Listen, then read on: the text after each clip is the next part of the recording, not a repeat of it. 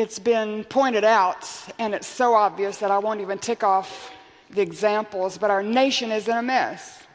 We're in deep trouble. So what's wrong? And I'm going to suggest that it's more than just the storm at sea, although it certainly is that. But I want to suggest that our beloved nation of America is coming under judgment. And I want to just not go verse by verse, but just highlight different phrases from Romans chapter 1. I know this is familiar to you, but I believe this is where we are, and then I'll move from there into seeking the lost. But in Romans chapter 1, verse 18, this is what's wrong with America. If I don't take that off, I can't get it, but my earring, I'm going to have to keep my head still, sorry. The wrath of God is being revealed from heaven against all the godlessness and wickedness of men who suppress the truth by their wickedness. That's what's happening in America. Since what may be known about God is plain to them, for since the creation of the world, God's invisible qualities, his eternal power and divine nature have been clearly seen. We know God through creation, we know God through our conscience, and we know God through our history, through the faith of our fathers.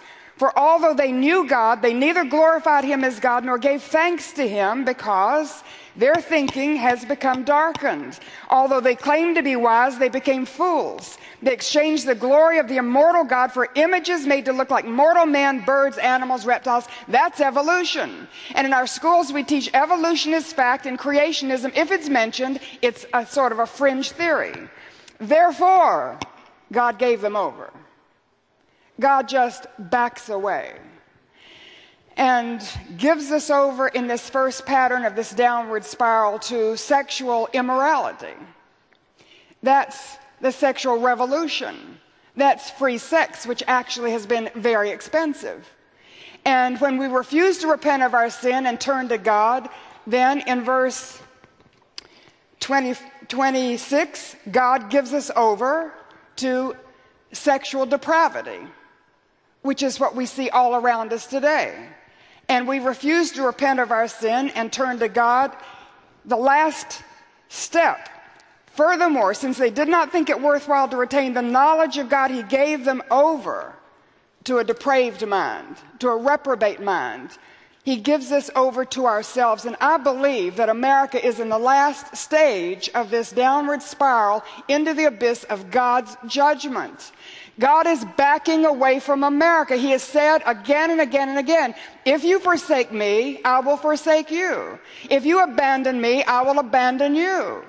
And so we see God abandoning America as we shake our fist in his face and insist on our immorality and all the things we're doing. And we could give examples of the craziness. We've lost our common sense. We've lost the ability to think straight. Pun intended. And God backs away, removing his hand of blessing, his hand of favor, and his hand of protection. I couldn't agree with Pastor Conlon more.